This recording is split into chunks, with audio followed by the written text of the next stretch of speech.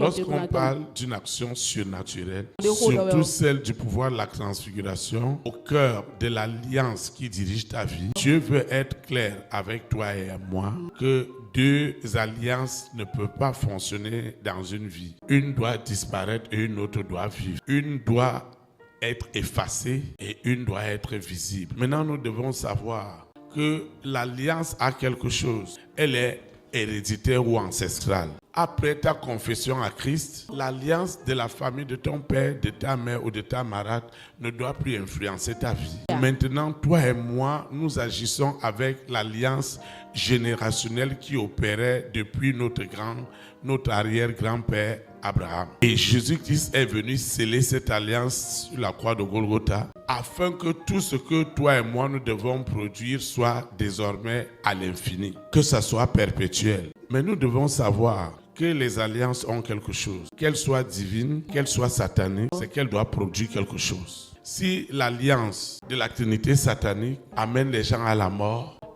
spirituelle, à la mort matérielle, à la mort financière, à la mort relationnelle, l'alliance de la Trinité divine, elle active plutôt la vie, elle active l'abondance, elle active l'infini, elle active l'illimité, elle multiplie beaucoup de choses dans ta vie. Maintenant, vous savez, je ne dois pas imaginer, je ne dois pas me séduire en prétextant que j'opère dans une alliance divine et pourtant c'est l'alliance de la Trinité satanique qui continue à opérer en moi consciemment ou inconsciemment. L'alliance sous le pouvoir de la transfiguration divine doit amener nos vies à l'abondance. Elle doit amener ta vie et ma vie à l'abondance. Et les alliances ont quelque chose. Elles attirent ce qui est bien. Elles attirent des affaires. Vous savez, sur cette terre, un homme ne peut pas agir sur deux alliances, non. Un homme ne peut pas être sous l'autorité de deux alliances, non. Et les alliances ont quelque chose. C'est qu'elles conditionnent celui qui est dans l'alliance. Elles te conditionnent et tu dois produire ce que l'alliance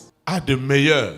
Alors si toi et moi, nous sommes dans l'alliance de la Trinité divine et que c'est le pouvoir de la transfiguration divine qui dirige cette alliance, il y a des fruits, il y a des fréquences, des émissions qui sortent de toi et te connectent à des grâces pas possibles.